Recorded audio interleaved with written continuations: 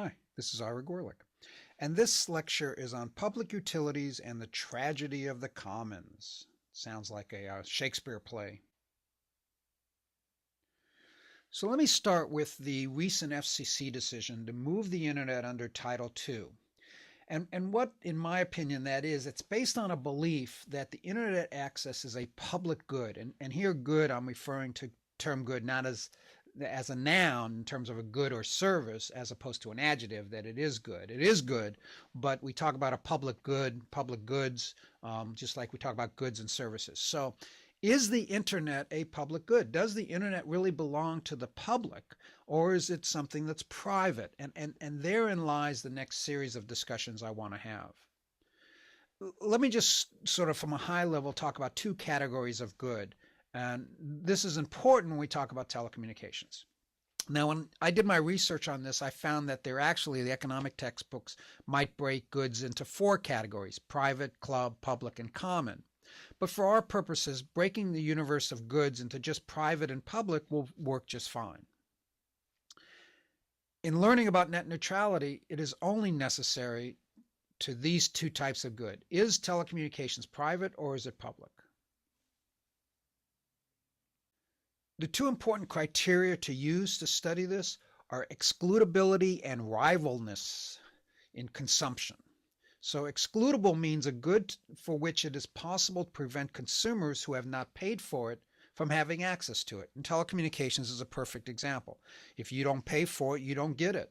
It's very excludable, and it is interesting in the sense that unlike the air we breathe, or public roadways, or a light, somebody taking advantage of a light, street light, nobody paid. You may not have paid for it. You may be a foreigner, but yet you take advantage of that street light. Telecommunications is imminently excludable. We know who gets service, and we can deny service to those who don't pay for it.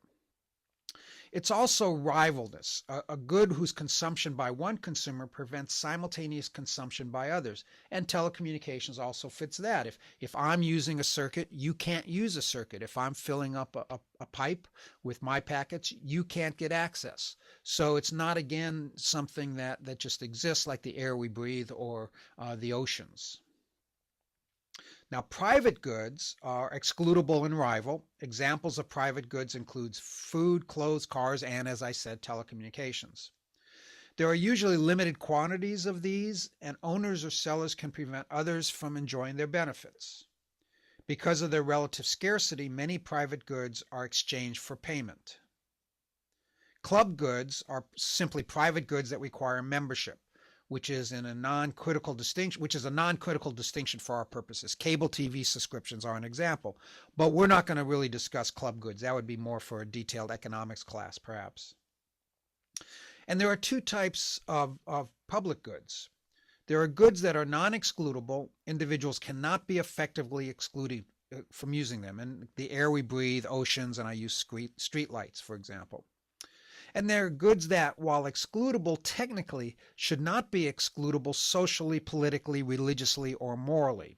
And I use water, sewer, electricity, public roads. And from a net neutrality standpoint, the discussion is, does telecommunications fall under this distinction? Should telecommunications be a public good? So again, with water, sewer, and electricity, it is possible to exclude people who don't pay. But is that socially, politically, religiously, morally what we should do? There are people that agree that in this case, there is very few public goods in this case, that pretty much everything other than the air we breathe and oceans and a few things are really public goods. And then there are those that say, well, wait a minute. If the community pays for it, if the community pays for the water system, the sewer system, the electricity system, public roads, then they should be public goods. So public and common goods may give rise to what we call the free rider problem. A free rider is a person who receives the benefit of the good without paying for it. And this may lead to over provision of certain goods or service. So we look at, for example, roads. There are people in my area, we pay for the roads with our gas taxes and our road taxes, but there are people who are driving on these public roads who don't pay for those. Now, the tragedy of the commons is a great concept, and I like it. And it's it's like a Greek tragedy. It's an interesting concept, and that is the tragedy of the commons is an economic theory which states that individuals acting independently and rationally, according to their own self-interest, behave contrary to the best interests of the whole group by depleting some common resource. And we're seeing that now with the water restrictions in California because of the drought. But the whole idea here is that you can have a common good, and there are people that could abuse the use of that common good. The term is taken from a title of an article written by Hardin in 1968, which is in turn based on an essay by a Victorian economist on the effects of unregulated grazing on common land. Commons in this sense has come to mean such as atmosphere, ocean, rivers, fish stocks, the office refrigerator, or any other shared resource which is not formally regulated. The tragedy of the common occurs when free riders neglect the well-being of the community in the pursuit of personal gain. And this we go into the bad actor. Is someone who does this a bad actor? And it's an interesting concept, and I bring it up here because it affects our view of telecommunications. And for many, this is the heart of the net neutrality discussion. Or said differently, individuals withdraw resources to secure their own short-term gains without regard for the long-term consequences of either the resource or the community. And you see where I've led up in a lot of my discussions and why I talk about morality and justice. I mean, and the idea here is that, is it possible? Is it possible for an individual to abuse their use in the tragedy, in the commons? Can they be a bad actor and abuse what they do?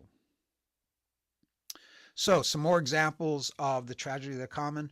No one is excluded from fishing, but as people withdraw fish without limits being imposed, the stocks for later fishermen are depleted. If neighboring farmers increase the number of their own sheep living on a common block of land, eventually the land will become depleted and not be able to support the sheep, which is detrimental to all. So you see here, and this is I think the tragedy of the commons, and why I'm spending any time on this at all. To me, it gets at the heart of our discussions about the community's role and setting standards. Does the tragedy of the commons exist? Will people abuse the role of the commons? Or not? Or because it exists, should the community set rules? What are those rules? It's, I think, an important discussion, and I'd be interested in having the discussion with y'all in terms of how this fits into our overall thinking. My favorite example recently is Clive Bundy. Y'all might remember him, who grazes his livestock on government land, and the question becomes, should he pay for it, or is it all free? So who provides public goods? There's two ways of managing public goods. Things that are non-excludable and non-rivalrous consumption, which combine to produce a free riding, and therefore private provision of these goods will not occur. So the community must manage these goods. Again, what we're saying is that if something is non-excludable and if it is non-rivalrous, no private entity is going to want to take care of it. So the community must manage these goods. But there are things that are excludable and rivalrous, but the community believes should be owned, allocated, or managed by the community. Now, that is where you can privatize certain things, like telecommunications. You may think telecommunications is a public good, but it may be best if a private organization manages it. Things that are natural monopolies would fit here. Things that are scarce in terms of telecommunications right away and spectrum would fit here. In this group, private ownership or management is possible, but the community has a strong involvement in setting the rules for operation. This is exactly where the net neutrality debate is occurring. So in the next lecture, I'm going to go more into detail between private and public property. Thank you.